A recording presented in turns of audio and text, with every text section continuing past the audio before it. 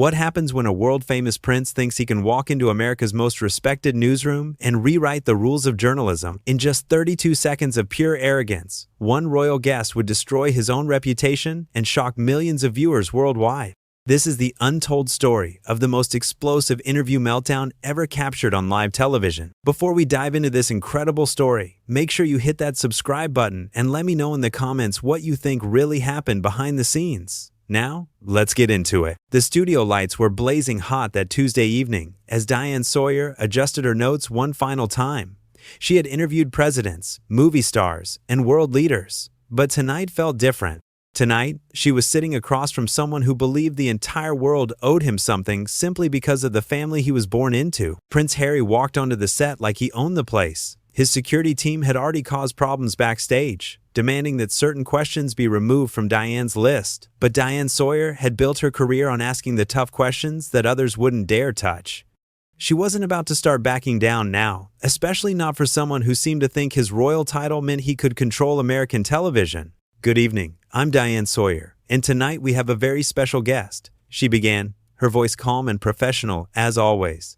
"Prince Harry has agreed to sit down with us to discuss his recent memoir and his new life in America." Harry shifted in his chair, already looking uncomfortable under the studio lights. "Thank you for having me, Diane, though I have to say, your producers were quite demanding about the format of this interview." Diane smiled politely, but anyone who knew her could see the steel behind her eyes.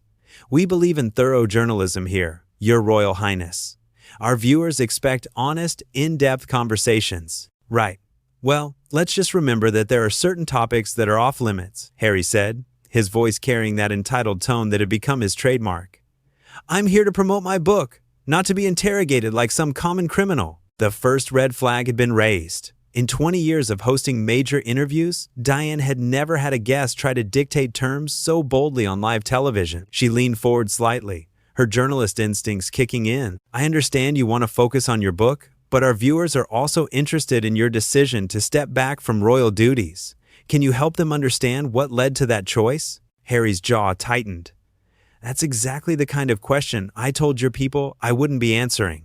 We agreed this would be about my charitable work and my writing." "I don't recall agreeing to any such limitations," Diane replied smoothly. "In fact, your representatives specifically said you were prepared to discuss all aspects of your public life." The tension in the studio was becoming impossible to ignore.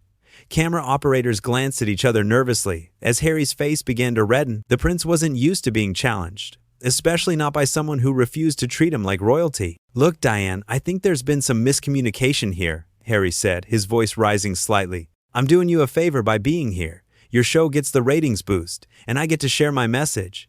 But I'm not going to sit here and be ambushed with gotcha questions." Diane remained perfectly composed, her years of experience showing.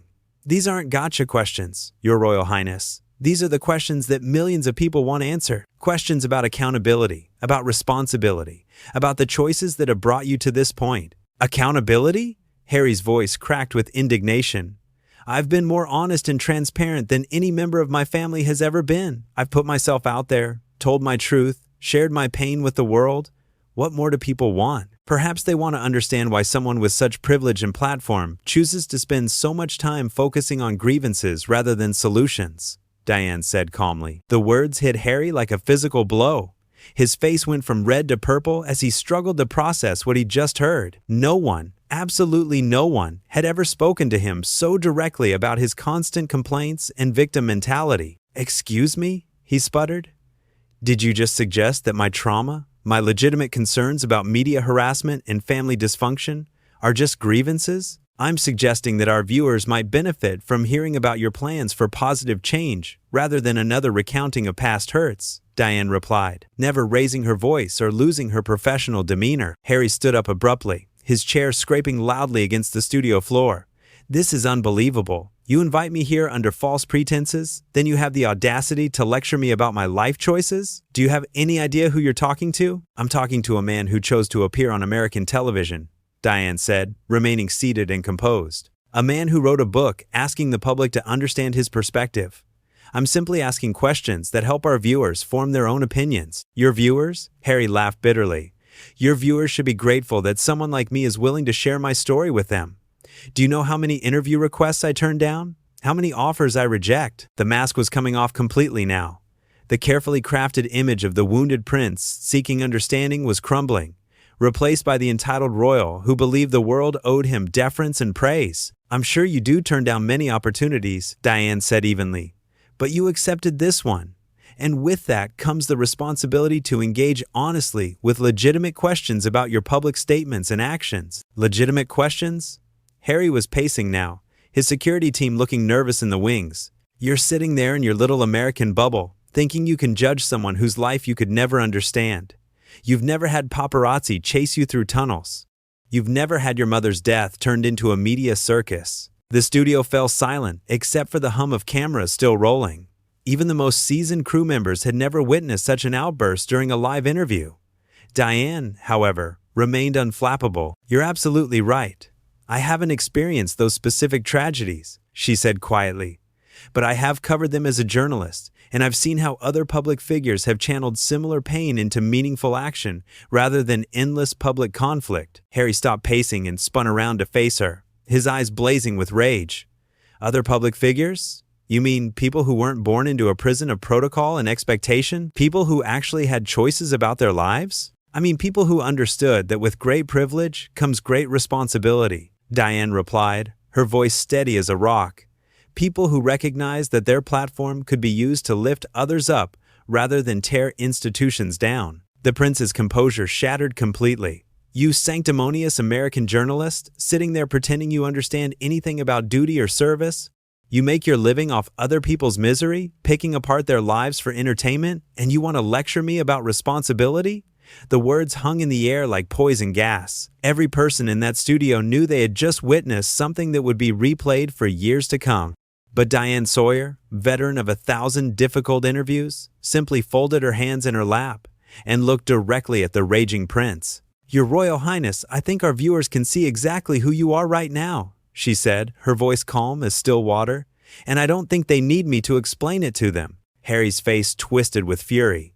The careful media training, the polished public persona, everything was gone. Who I am? I'll tell you who I am. I'm someone who gave up everything to protect my family from people like you. I'm someone who had the courage to walk away from a system that was destroying me. You're someone who had every advantage in life handed to you and chose to spend your time complaining about it on television, Diane replied without missing a beat. The gasp from the crew was audible.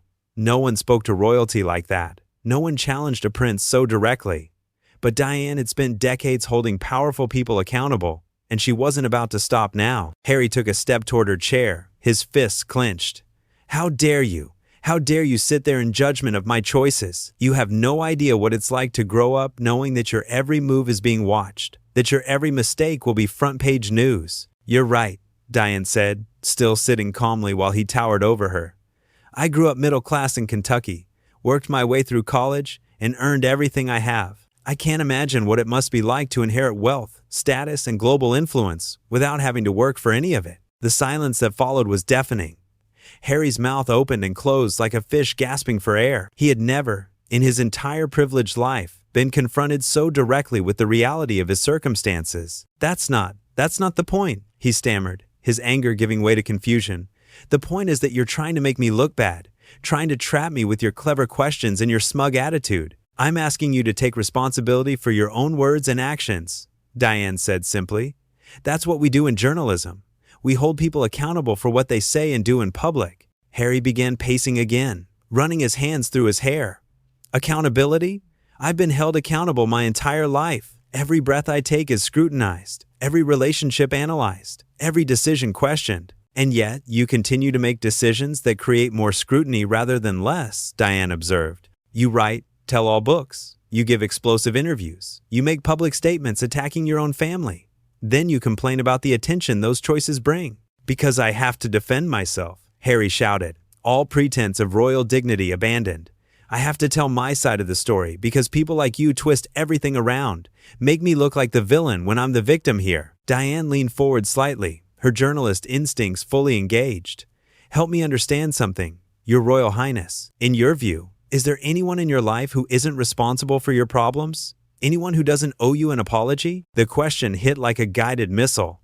Harry froze mid-pace, his face cycling through a dozen different expressions as he processed what she'd asked. "That's not. You're twisting my words again," he said weakly. "I'm asking a direct question based on everything you've shared publicly," Diane replied. "You've blamed your father, your stepmother, your brother, the media, the institution of monarchy itself. I'm wondering if you've ever considered that some of your difficulties might stem from your own choices." Harry's security team was whispering urgently in the wings, clearly wanting to intervene, but their client was too far gone to notice their signals. He was completely lost in his rage and self-righteousness. "My own choices?" he repeated, his voice rising to a near shriek. "My choice to marry the woman I love? My choice to protect my children from the same fate that befell my mother? My choice to speak truth to power? Your choice to air private family matters in public," Diane said quietly. "Your choice to profit from personal grievances? Your choice to attack people who can't respond without looking petty?" Something snapped inside Harry at that moment. All the years of being told he was special, all the enablers who had fed his victim complex, all the yes-men who had convinced him that his perspective was the only valid one. It all crystallized into pure, unadulterated fury. "You know what?" he snarled, pointing his finger directly at Diane. "I don't have to sit here and take this abuse from some aging newsreader who peaked in the 20th century. You think because you've interviewed a few presidents that makes you qualified to judge my life?" The insult landed like a slap across the face of everyone in that studio. Diane Sawyer was a living legend, a journalist who had broken major stories and held the powerful accountable for decades. To dismiss her as an aging newsreader was not just wrong, it was grotesquely disrespectful. But Diane didn't flinch. "I think my qualifications speak for themselves, Your Royal Highness. The question is, what qualifies you to attack the free press when it asks questions you don't like?" Harry was trembling now, his voice cracking with emotion. "Free press? You call this hit job journalism? You invited me here to promote my book, and instead you're trying to destroy me on live television." "I invited you here to have an honest conversation," Diane said firmly. "You're destroying yourself with your own words and behavior." The truth of that statement seemed to penetrate Harry's consciousness for just a moment. He looked around the studio, seeing the shocked faces of the crew, the worried expressions of his security team, the rolling cameras that were capturing every second of his meltdown. "This is all being recorded," he said, as if realizing it for the first time. "Yes, it is," Diane confirmed. "This is live television, Your Royal Highness. Millions of people are watching you right now." That revelation should have sobered him up, should have brought him back to his senses. Instead, it seemed to push him over the edge completely. "Good," Harry said, his voice now filled with a manic energy that sent chills through everyone watching. "Let them see what happens when someone finally stands up to the media machine. Let them see how you people operate, how you bait and manipulate your guests." Diane remained seated, her composure unshakable, even as the situation spiraled completely out of control. "Your Royal Highness, I think you should take a moment to collect yourself." "Collect myself?" Harry laughed, but there was no humor in it. "Why should I collect myself? So I can go back to playing your game? So I can pretend that this ambush interview is somehow legitimate journalism?" He turned to face the cameras directly, addressing the millions of viewers who were watching this train wreck unfold in real time.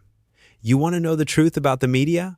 This is it right here. They invite you on, promise you a fair interview, then they attack you with loaded questions designed to make you look bad. The questions I asked were straightforward and based on your own public statements," Diane interjected calmly. Harry spun back toward her, his eyes wild. "Straightforward? You called me privileged and entitled. You suggested that my trauma doesn't matter because I was born into wealth. You dismissed my legitimate concerns as grievances. I asked you to explain your perspective and take responsibility for your choices," Diane corrected.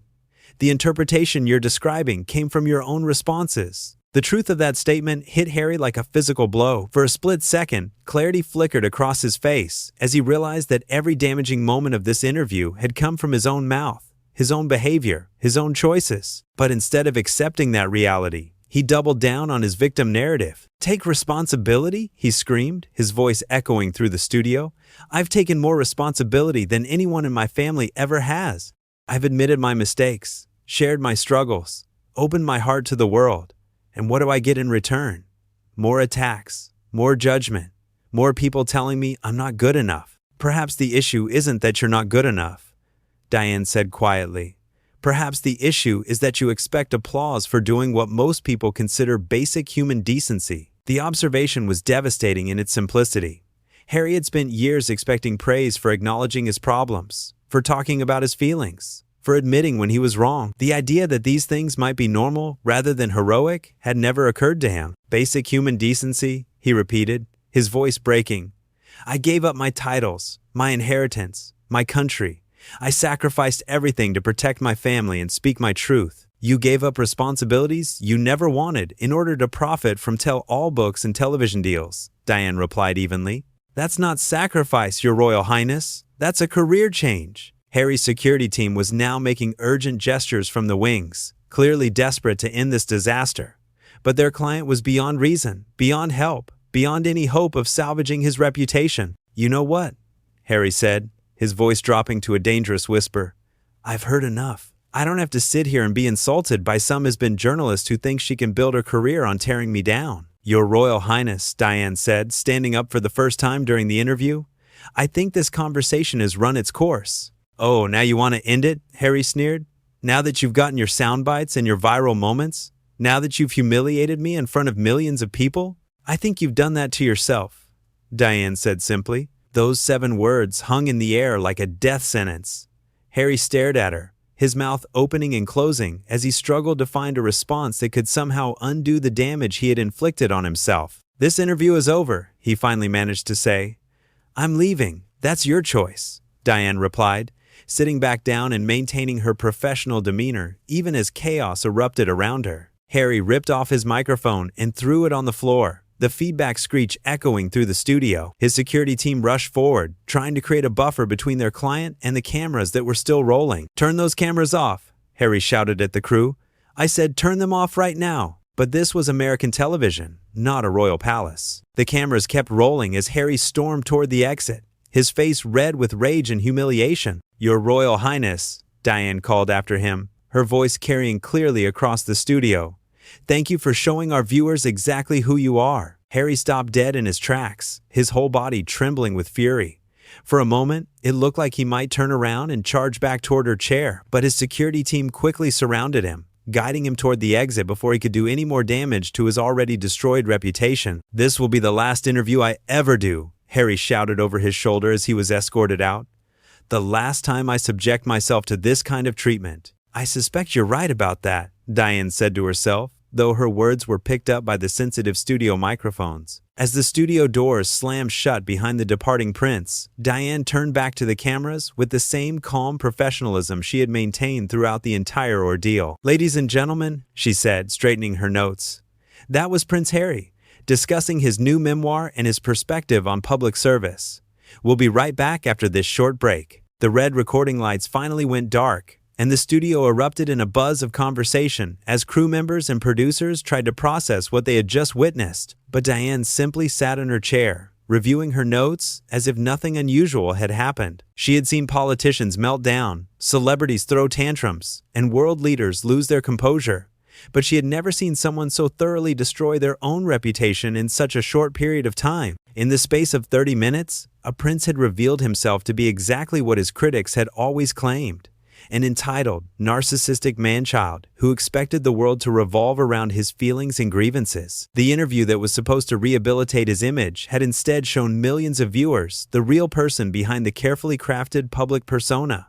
And that person was not someone who inspired sympathy or admiration. As Diane finally stood up and prepared to leave the studio, she reflected on the strange turn of events that had just unfolded. She had come prepared to conduct a tough but fair interview with a controversial public figure. Instead, she had witnessed a complete psychological breakdown, broadcast live to the world. It was the kind of television moment that would be replayed and analyzed for years to come, not because of anything she had done, but because of everything he had revealed about himself. The prince who had walked into her studio believing he could control the narrative had instead provided the most damning evidence possible about his own character, and he had done it all with his own words. His own actions, his own choices. It was, Diane realized, the perfect example of what happened when privilege met reality.